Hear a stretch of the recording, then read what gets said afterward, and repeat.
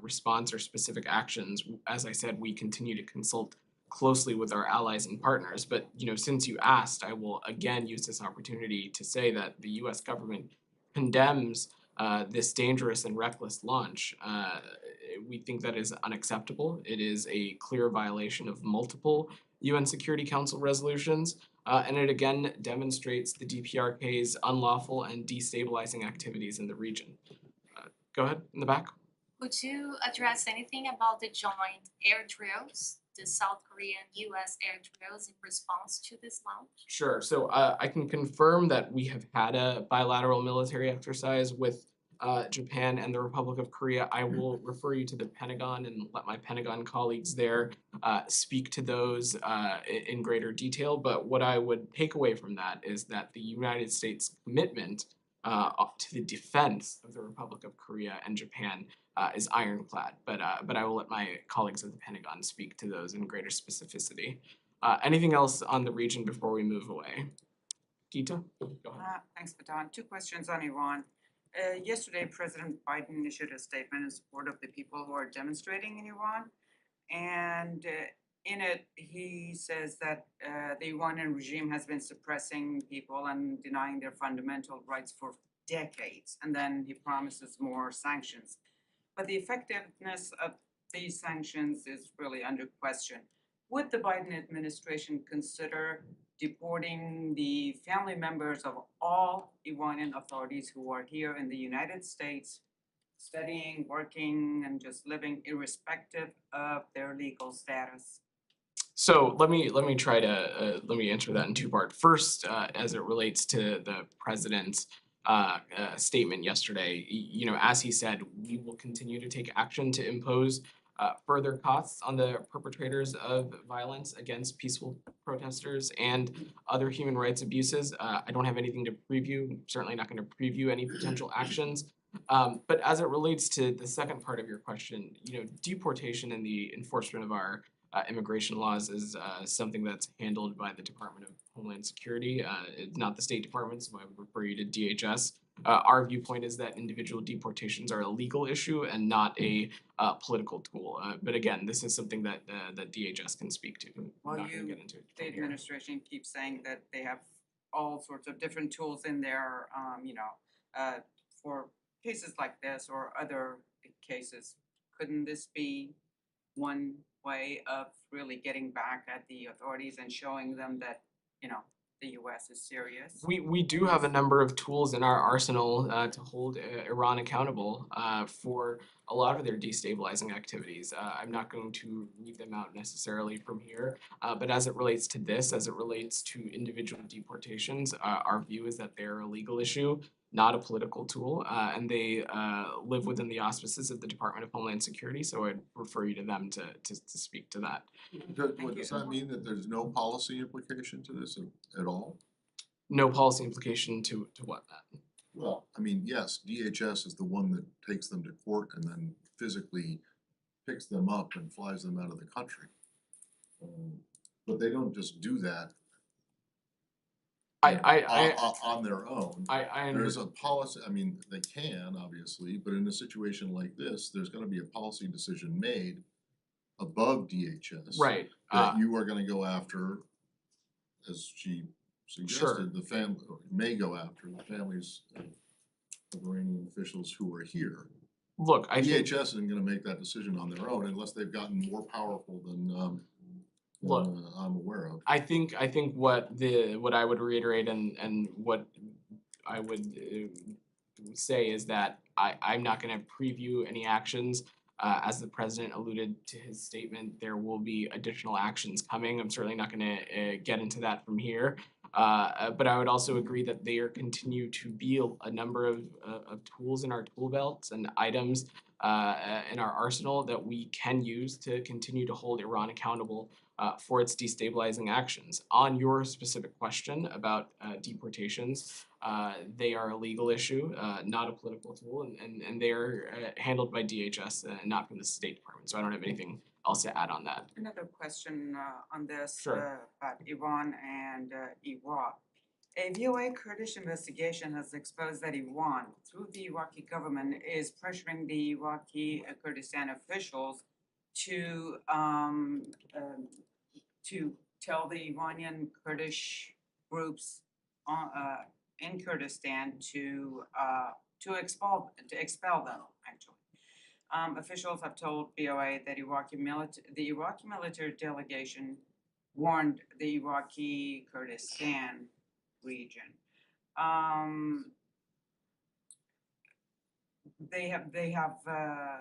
We have people who have said that the Iranians have amassed forces on the Iraqi-Iran border, and that they have threatened to attack these people. Now, should Iran conduct such an attack against the opposition group in Iraq, number one, has the U.S. administration been told about this from the Iraqi Kurdistan? And would the U.S. get involved? Would it help the regional government of Kurdistan to face such attack if it happened? So I don't have any specifics or anything to offer on that. What I will say is that we would take issue with any violation of Iraq's sovereignty and territorial integrity, but I don't have any additional assessment to offer on that. Anything else? Sorry, post 2003, Pardon? you would take issue with any violation of Iraq's sovereignty and territorial integrity post 2003? Thank you, Matt. We Okay, just make With sure. that, on the. hold on. Said, I'll come to the- you. Let me. There are other folks at their time. I will come back to you, Said. I on promise. Iran. Go ahead. It's about Namazi, Bagher Namazi. Sure. Can you confirm if he's at the moment in USA, and has anyone from State Department met with him and knows about his condition? So, out of respect for the family's privacy, I don't have any other details to offer, and we request that the media also respect their privacy, but would take a step back just to make sure folks know what we're talking about, is that wrongfully detained U.S. citizen Bakr Namazi has been permitted to depart Iran, and his son Siamak, who also is wrongfully detained, has been granted a furlough from prison. But again, out of respect for the family's privacy, I don't have any other details to offer on this. And about the negotiations that has happened for this release, can you give us any details? What sort of negotiations was that? What sort of a deal you broke? So we understand that the lifting of this travel ban and Siamak's furlough were related to medical need. They were not part of any deal or anything like that, so I don't have anything additional to offer. I would reiterate, though, that Bakr Namazi was wrongfully detained in Iran and then not permitted to leave the country, despite after serving his sentence and despite having urgent medical need. But again, our understanding is that the lifting was related to medical need. There was no Sorry. payment of $7 billion from South Korea. There has been no facilitation of any funds transfer. That is absolutely false. But you know, it's very hard to believe that Islamic Republic released them based on good faith, and because that has never happened before. That is a question for Tehran and not for me. Said, you had a question. One more on Iran, please. Sure. Sorry, Saeed. Family members of Nika Shakarami said that Iranian security forces stole body of 16-year-old protester after reportedly beating her to death and buried her secretly in a village in Iran. Are you aware of this report that the BBC talked about? So I'm not aware of this specific report, Michelle, but since you asked the question, I do want to take an opportunity to reiterate what you've seen the president and the secretary and a number of others say over the past few days, which is that we are gravely concerned that the Iranian government is intensifying its violent crackdown on peaceful protesters who are demanding their equal rights and demanding basic human rights and human dignity. We're appalled by some of these crackdowns, especially as it relates to the crackdown on students. And so as the president said, we will continue to take actions to impose further costs. We will continue to monitor and pay close attention and impose costs on these perpetrators of peaceful protesting and human rights abuses as well. Said. Can I move on? Sure, if there's anything else on the region before we move on. All right, Said, go ahead. Okay, but on the Palestinian issue, first of all, can you update us on the meeting that Hussein Sheikh, a PLO, PA official had today? Sure. So Secretary General Al-Sheikh is in Washington today for meetings. He met today with Deputy Secretary Sherman, and we will have a readout of that later today. He also met with other senior state officials and other interagency officials as well. What this is largely about, Saeed, is this administration's focus on renewing engagement with Palestinian leadership and deepening diplomatic ties with the Palestinians. And as you saw, this is President Biden had a meeting with President Abbas in July, and this is an extension of those efforts to deepen relationships, and engagement in Washington is naturally part of that.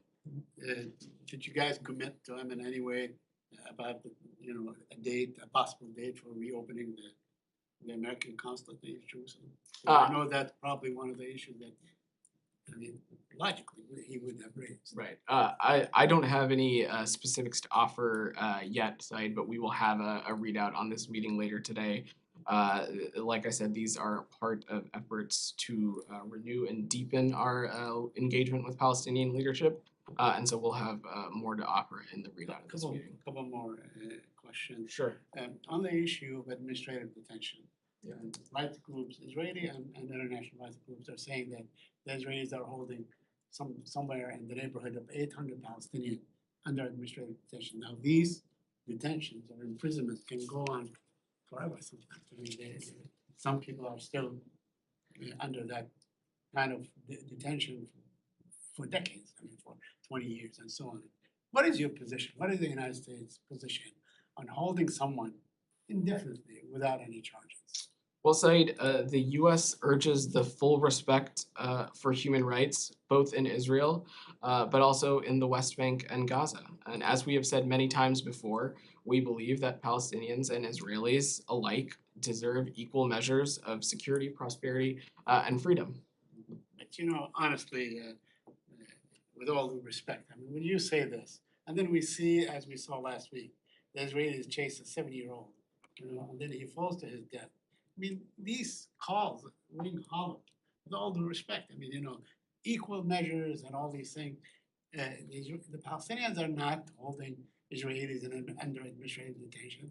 They are not destroying their home. They're not blowing them. They're not removing them and so on. There are no equal measures. There are no equal measures. So my question to you, will the United States take a position on the administrative detention? I think you would probably do that everywhere else. This is a question that I've probably raised many, many times over the years in this room. I certainly appreciate your question, Said. I don't have any additional assessments to offer here, other than the U.S. urges the full respect for human rights in Israel, in the West Bank and Gaza. As we have said many times before, Palestinians and Israelis alike deserve equal measures of security, prosperity, and freedom. Okay, and lastly, on the child Ryan Sleiman, last week you said that you have asked the Israelis for an investigation, a thorough investigation. Have they responded to you in any way? So Said, I wanna take a little bit of a step back and clarify my comments from last week's phone briefing, because I think you and a couple others are taking them out of context. We did not ask for an investigation. What we said was we welcome an investigation that the IDF had already indicated was underway. I understand from the latest reporting that the child tragically died of heart failure, which of course does not make this any less heartbreaking. But statements on this from the IDF make clear that an initial inquiry showed no connection, that this issue continues to be up to review. So I would refer you to them, but I did want to clarify my comments. Just to be clear, you are not calling for an investigation. What I said was that we welcome a thorough investigation. What you're saying now. I just That wanted you are to, not calling for an investigation what we are, of this what, particular incident. what I said and what I would reiterate today is that we welcome a thorough and immediate investigation. The IDF is already, that process is underway, and so I will let them speak to that. But we Okay, didn't so, have- well, since you're gonna quibble over his use of words, I'm gonna quibble with yours, because you didn't say we would welcome. You said we support a thorough and immediate investigation, unless the transcript that I'm reading off of that I just pulled up on the website is wrong. No, you are So, right. You didn't say we welcome an investigation, you said we support a thorough and immediate investigation into the circumstances surrounding the child's death. That is Okay. correct. Is there some difference between welcome and support? that My you're trying intent, to, my intention was just to indicate that this was an investigation that the IDF Okay, had already. no one, I under- don't think anyone's saying that you're Okay. urging an investigation or calling for an Well, investigation, but there is a difference between welcome and support, just wanted to unless clarify that you're trying to piece. say that. Nope, I wanted to clarify that latter piece, Matt. Thank you. Sean, Can I get a- on same region or yeah, shifting it's on subject? Russia. Go ahead. Could I ask you, there is a report in Russia today, talked about another American being sentenced, Robert Gilman, he was identified as in Russian news agencies, said that he was accused of kicking an officer. Do you have anything about this, and if so, whether there's been consular access? So, due to privacy considerations, there is going to be a limit to what I can offer, but we are aware of Russia's court's decisions, and we take seriously our commitment to assist U.S. citizens abroad, and are continuing to monitor the situation. We continue to insist that the Russian Federation allow consistent, timely consular access to all U.S. citizens. And we urge the Russian government to ensure fair treatment to all U.S. citizens detained in Russia. But I don't have anything else Sure. to I offer. mean, has there been access in this case? Is that a concern in this case? Again, due to privacy considerations, there's a limit to what I can say. I don't have any additional comments to offer. Sure, I know you just said nothing more to offer, but just briefly, I mean, is there any indication he was targeted because of his US citizenship? Again, due to privacy considerations, I don't have further assessments to provide on this. Some stuff in other regions of the world. some Sure. cases more in Russia. It's still on Russia? Yeah, I'll just- come back to you, yeah. John, I promise. Have you been in touch with the Russian government officials on this particular case, or is it too early to talk about? Again, due to privacy considerations, I don't have anything to offer additional beyond what I said otherwise. Thank you so much. Well, On Russia again, How does that have to do with, how does that have anything to do with privacy considerations? What do you mean, Matt? Well, I think the question was, have you been in touch with Russian officials about this case? Are you're confirming that there is a case, that you're aware of it, but privacy considerations prevent you from saying whether you've gotten in touch with the Russians about it? Due to privacy considerations, there are limits That to has what I can nothing get to do, into. yeah, but that has nothing to do with As I said privacy. at the top of Sean's question, we continue to insist consistent consular access. Well, I get and it, we're but monitoring you- the I think you situation, need but to I come don't up have with any other Well, assessments. Yeah, but I think you need to come up with a better explanation for why you're refusing to say anything than privacy considerations about a government to government contact that has nothing to do with the person's privacy. He's just asking whether you've been in touch with them. Well, like I said, we're aware of the Russian court's decision, and we take seriously our commitment to assist U.S. citizens who are abroad. on that line, one more question about Russians. You probably are aware of the reports that the European Union has initiated coordinated efforts that they are summoning Russian ambassadors, most recently, I think yesterday in Brussels, to express their concern on annexation. Is the United States going to follow suit, and if not, why not? We have taken, I don't have any specific actions to read out specifically, but I will note that we have taken a number of actions since last week to make clear our vehement condemnation and opposition to the efforts around not just the sham referenda, but also the annexation. You saw today another tranche of security assistance be announced. You saw late last week a robust interagency action between the Treasury Department, the State Department, and the Commerce Department that have imposing actions on Russia's leaders within the Kremlin and things of that nature. So I don't have any future actions to preview as it relates to that, but we have made our opposition to these annexations quite clear and quite vocal. Shannon? Has there been any progress towards securing the freedom of Brittany Griner or Paul Whelan? And can you characterize any ongoing talks with Russian officials to that aim? Yeah, so I don't have any additional updates to provide as it relates to the wrongful detention of Brittany Griner and Paul Whelan. We continue to urge their release.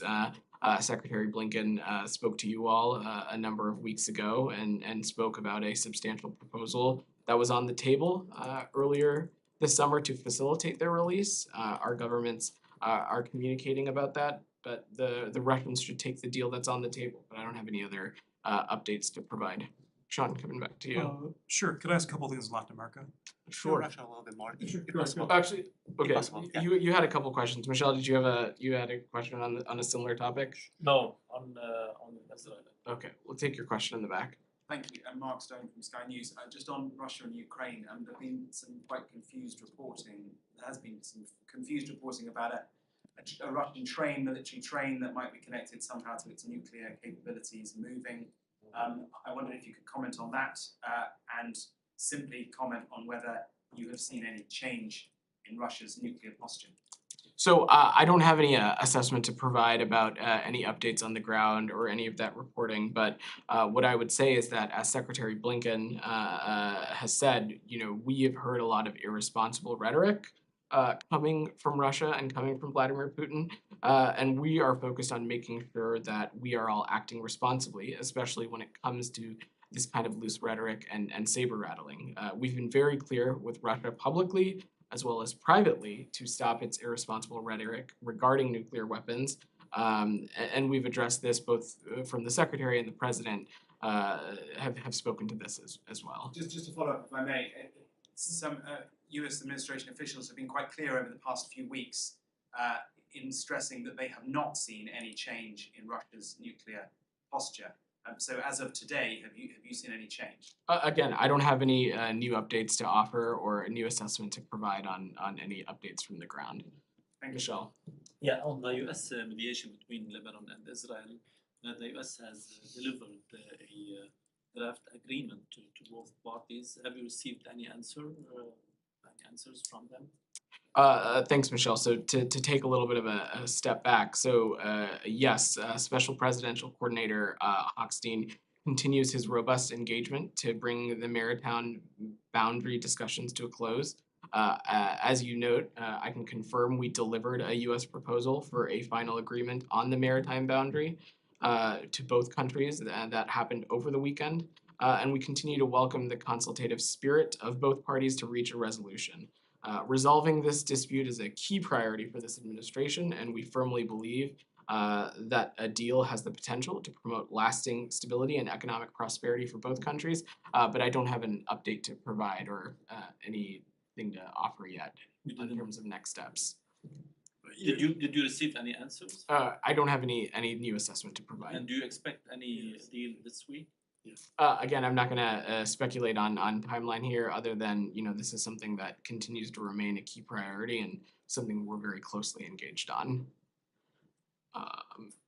We'll go back to Sure. Sean. Nicaragua. I know there was a reaction to this last week, but the Nicaraguan government saying that it's not accepting the confirmed U.S. ambassador.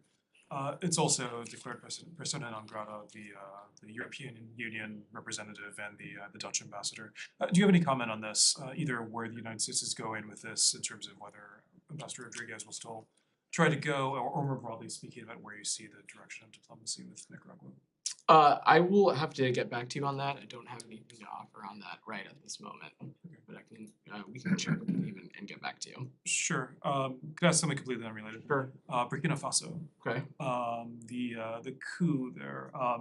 There's a demonstration today in which there's some Russian flags. The head of the Wagner group offered praise for the new junta leader, the new coup leader.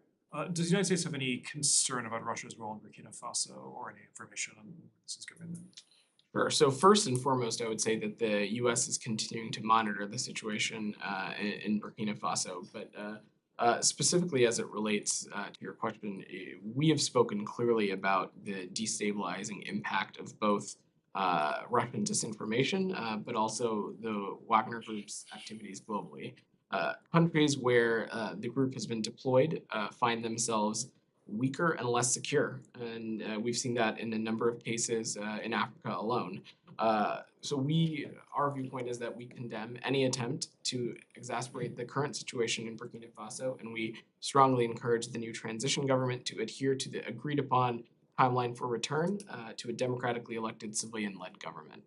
Nick, you had a question? Can I just briefly follow up? Sure. Is there actually a concern that the Wagner Group is actually gonna come in, that there's something being cooked between them and the new authorities? I've not seen anything as it relates to that, but again, we've been very clear that about the destabilizing impacts both on Russian disinformation, but also the Wagner Group as well. Nick? Thanks. I wanted to ask about a provision Senator Kaine had inserted into the Taiwan Policy Act Okay.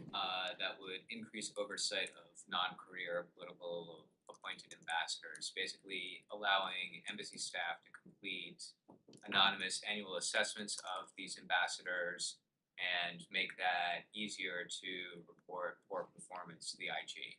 Is that something the State Department would support? Well, I'm not going to get into correspondence with Congress or on legislation that is still being litigated and negotiated, so I don't have any assessment to offer on that. Broadly speaking, is state favorable towards the idea of more transparency on politically appointed ambassadors and their performance? Again, I'm just not going to offer an assessment on this yet. Go ahead. I have two questions about Latin America, if Sure. possible. The first about the prisoner exchange negotiation between United States and Venezuela announced past weekend. Sure. Guaidó said that he was not involved in this negotiation. How State Department responds to claims that this negotiation brings a diplomatic issue once the United States does not recognize Maduro's regime and at the same time have to negotiate with him this type of matter. So to take a little bit of a step back, we are not going to get into the specifics of the diplomatic engagements here due to operational concerns, due to privacy. But more broadly, the important takeaway here is that we want the American people to know that we have no higher priority than their safety and security. Securing their release and reuniting them with their families has been a top priority for this administration, and we've engaged on the issue of wrongful detainees at every opportunity, as well as engaged directly to release them as soon as possible. And this is something we're going to continue to work intensively on. Okay, and if possible, a second question Sure. about Brazil. Past Sunday night, the State Department already released a statement regarding elections in Brazil. Is there anything else that you could add regarding this statement, especially about how the US see electoral process in Brazil? Sure. So I would just reiterate what the secretary said over the weekend, which is that first and foremost, we congratulate the Brazilian people and its institutions on a successful first round that was conducted with credibility and transparency, and we support the Brazilian people and their democratic right, and we look forward to this next process and it playing out transparently as well. I think that's all the time we have for today, everybody. Thank you. Thanks. Thank you. Thank you.